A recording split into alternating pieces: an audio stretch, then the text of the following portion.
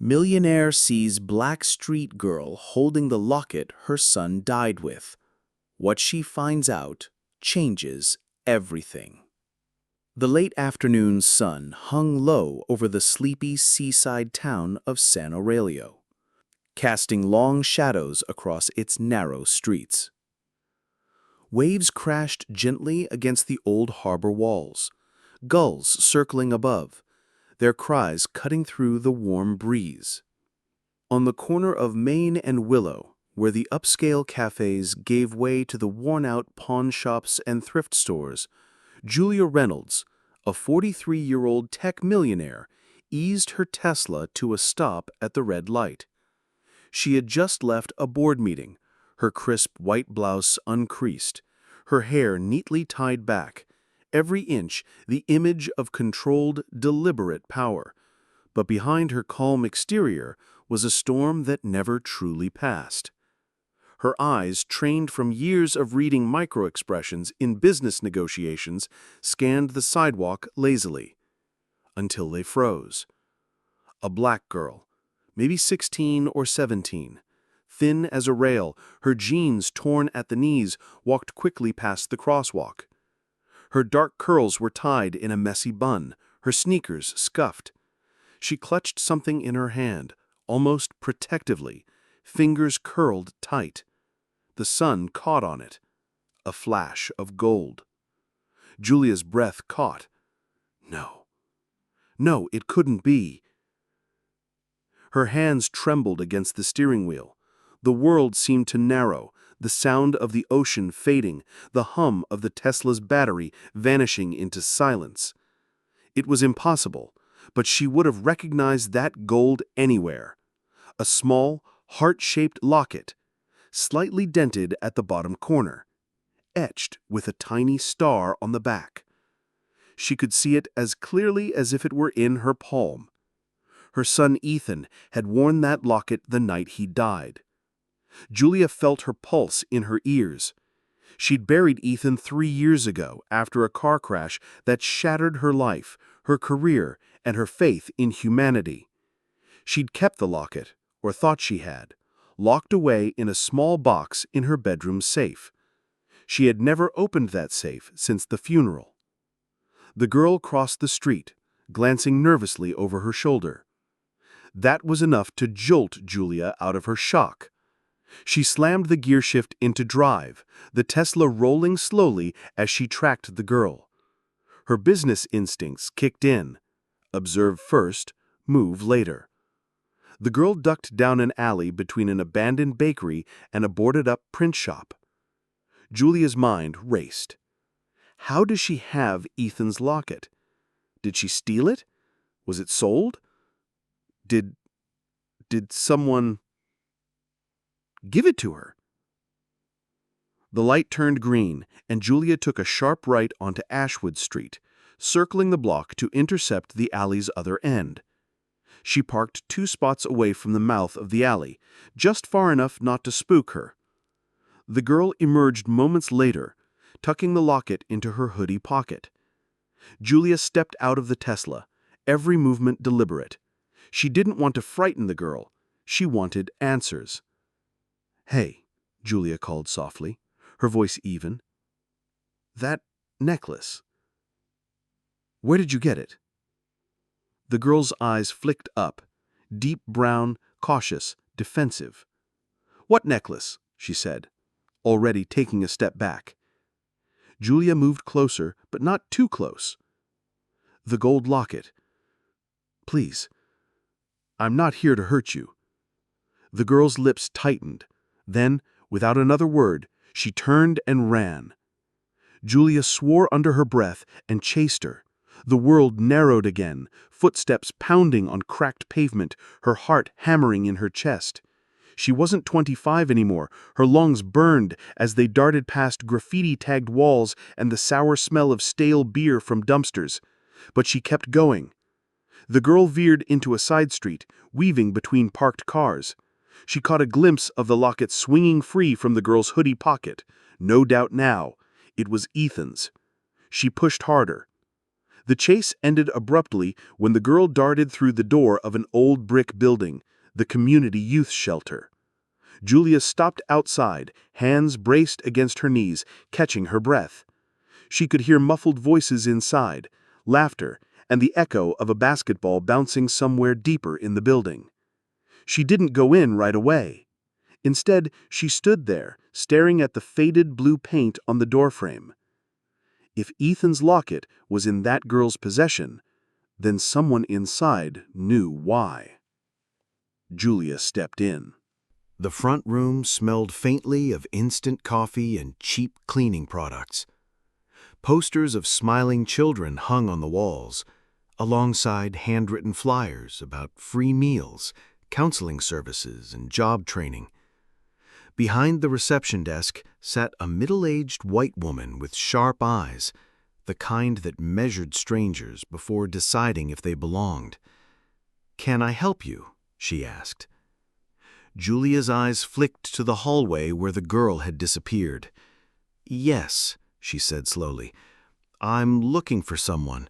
A girl, maybe 17, dark hair, wearing a gray hoodie. She just came in." The woman's tone cooled. "We don't give out information about the kids here." Julia reached into her handbag, pulled out a card, and slid it across the desk. "Julia Reynolds. I'm not here to cause trouble, but the girl has something that belonged to my son. He died 3 years ago. I just want to know how she got it." The woman glanced at the card, her brow furrowing. The name meant something. Julia knew it. Money opened doors, but grief made people hesitate. The woman sighed. "Wait here," she said, disappearing down the hall. Julia's eyes wandered. She could hear faint whispers from a room down the corridor. A few minutes later, the woman returned alone. "She says she found it," the woman said flatly. Julia's heart twisted. "Found it? Where?" She wouldn't say. The woman's gaze hardened. "Look, Ms. Reynolds, these kids come from rough places. They don't always trust strangers. Best you leave it alone." But Julia didn't leave it alone. She couldn't. That night, she lay in her penthouse apartment, the sound of the ocean drifting in through the open balcony doors. She couldn't sleep. Every time she closed her eyes, she saw the locket swinging from the girl's hand. Something was wrong. She had buried that locket with Ethan's things. For it to surface here, in the hands of a stranger, it meant someone had taken it, which meant his death and everything surrounding it might not be what she'd been told. And if there was even a chance of that, she was going to find out the truth. Julia barely noticed the first light of morning creeping over the ocean. She was already dressed, hair pulled back, a soft gray hoodie thrown over leggings, but her eyes, bloodshot from a sleepless night, were sharp, scanning every corner of her thoughts like she was debugging the most important code she'd ever written. She wasn't going to the office today. The company could run without her for 24 hours. What it couldn't run without was her peace of mind, and that locket had just shattered it into pieces. By 7 a.m., she was walking through the quiet streets of Harborview, a small coastal city where everyone knew everyone, or at least thought they did. It wasn't like downtown LA where a stranger could vanish into the noise. Here, every face had a story, and Julia intended to find the one that belonged to the girl from last night. She started where she'd seen her, the cracked sidewalk outside the old pier shops. The girl wasn't there, but the candy vendor remembered. "Black kid," he said, tapping his temple as if replaying the image. "Tall for her age, maybe 15? Hair in braids. She came by around 7 last night, bought gum with coins. Looked nervous." Julia thanked him, slipping him a $20 just for remembering, then headed toward the Lower East Side, where the streets narrowed and the buildings leaned in close like they were whispering secrets. She passed a mural of a boy holding a paper boat, its paint peeling under the salt air. Everything about this part of Harborview felt like it was waiting to be fixed, but had been waiting too long. At a corner bodega, Julia spotted movement, a flash of braids disappearing down an alley. Her pulse quickened. She turned in, the soles of her sneakers crunching on broken glass, and there she was. The girl froze mid-step, eyes wide, clutching the chain around her neck like a lifeline.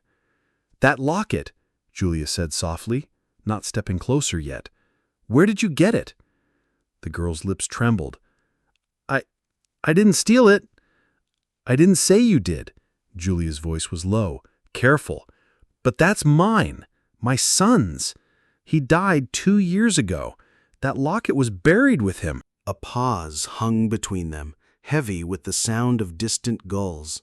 Then, in a whisper, the girl said, "He didn't die the way they told you."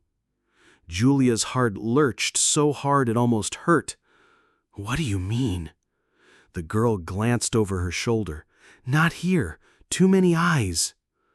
Julia followed her through a maze of alleys until they emerged in a narrow backyard shaded by an overgrown fig tree. A rusted swing hung from one branch, its seat covered in moss. The girl motioned for Julia to sit on an overturned crate. "My name's Amina," she began, voice trembling. "Your son? I knew him. Not well, but enough. The night they said he died, I was there." Julia's heart lurched so hard it almost hurt. "What do you mean?" Amina glanced over her shoulder. "Not here. Too many eyes." Julia followed her through a maze of alleys until they emerged in a narrow backyard shaded by an overgrown fig tree. A rusted swing hung from one branch, its seat covered in moss. The girl motioned for Julia to sit on an overturned crate. "My name's Amina," she began, voice trembling. "Your son? I knew him. Not well, but enough. The night they said he died, I was there." Julia felt the ground tilt under her. "Go on." Amina continued, fingers twisting the locket chain. "They said it was an accident, but it wasn't. He was trying to stop something. Someone. And they made it look like he just drowned." Julia's breath caught. "Who?" Amina hesitated, eyes darting toward the fence. "It's dangerous to say. People here, they protect him because he's rich and white and because he owns half this town." Julia's skin prickled. She knew exactly who Amina meant. Charles Whitmore, Harborview's golden boy, real estate mogul, and the man whose development projects had been quietly buying up every struggling business along the waterfront. Amina pulled the locket from her neck and pressed it into Julia's palm. "Ethan gave it to me the night he died.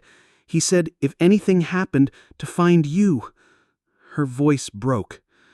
"I didn't come sooner because I was scared." Julia closed her fingers around the metal, its warmth mixing with the heat of her anger.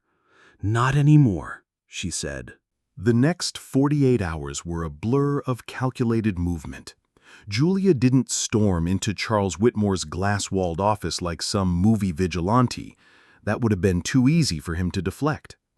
Instead, she quietly built her case, piece by piece, using the skills that had made her millions in tech: precision, patience, and the ability to follow data trails no one else could see.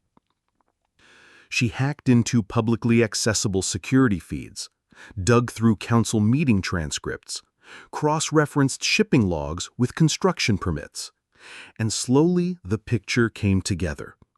Ethan had stumbled onto proof that Whitmore's latest community revitalization project was a cover for laundering money through fake subcontractors, some of whom didn't even exist on paper. But the smoking gun was a single frame from a grainy dockside camera. Ethan, cornered by 2 men in Whitmore's employ, the locket chain breaking in the struggle. He wasn't running from danger. He was being silenced. Julia knew she needed more than a grainy image to take Whitmore down, so she called in a favor from an old friend, a journalist who owed her after she'd once helped him dodge a lawsuit. Together, they crafted a sting operation. Amina would meet with one of Whitmore's men under the pretense of selling evidence she'd found from that night. Julia, wired and hidden nearby, would record everything. The meeting took place in the abandoned cannery at the edge of the harbor. Rusted beams groaned in the wind, and the air smelled of salt and decay. Amina walked in first, her small frame dwarfed by the empty space. Moments later, a heavy-set man in a tailored coat entered, his shoes crunching on debris. "You got something for me?" he asked. Amina nodded, holding up a USB stick. "Proof, and I want money." The man smirked. "That's not how this works, girl." Julia's voice cut through the shadows. "It's exactly how it works today." The man spun, but before he could react, 3 police officers stepped out from behind a stack of crates. Julia's journalist friend emerged too, camera rolling. Every word, every movement was captured. The threats, the admission that Whitmore had taken care of the problem 2 years ago. By the time Whitmore himself was arrested later that night, Harborview's streets were buzzing with the news. People leaned out of windows. Strangers embraced in the street. And for the first time in 2 years, Julia felt like the air in her lungs wasn't made of glass. Standing on the pier with Amina beside her, Julia opened the locket one last time. Inside was Ethan's smile, frozen in a moment before everything had gone wrong. "You did it, Mom," Amina whispered, tears sliding down her cheeks. Julia shook her head, pulling the girl into a hug. "We did it." The tide below pulled out toward the horizon, carrying with it the weight of secrets too long kept. If this story of courage, family, and justice touched your heart, subscribe to the channel for more stories that prove that true heroes are those who turn their greatest pains into purpose, and that sometimes you have to lose everything to discover what really matters in life.